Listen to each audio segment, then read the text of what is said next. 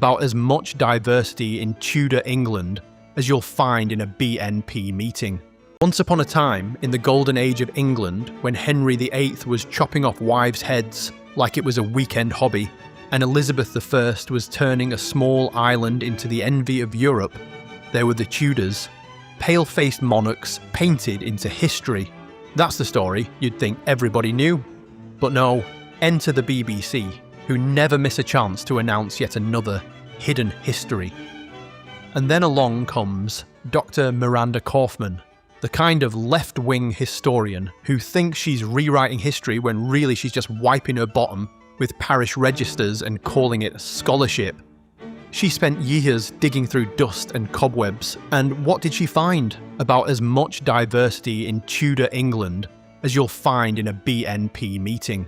Kaufman herself hilariously admits, over the next few years, I found evidence of over 200 Africans living in Tudor England. They appear in parish registers, tax returns, household accounts, court records, wills, diaries, and letters.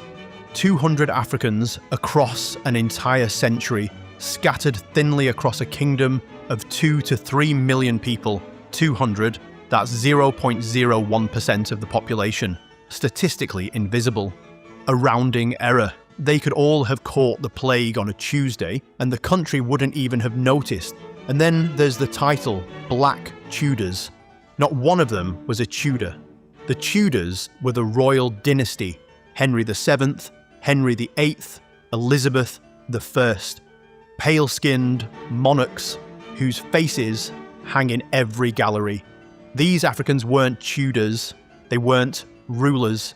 They weren't dukes or queens. At best, they were servants, porters, or curiosities scribbled into the margins of history. Calling them Tudors is like calling a plumber who once fixed a leaky tap in Buckingham Palace a Windsor. But of course that's the point. Nobody's desperate to say, they was Ottomans or was Mongols. No, it's always us. Because deep down, even the critics know, the Tudors weren't just monarchs. They were the benchmark. Who wouldn't want to steal a piece of our glory? And so, with a kingdom of millions ruled by pale Tudor monarchs, remembered for its brilliance and swagger, and with a modern myth that twists a handful of curiosities into a fairy tale of diversity.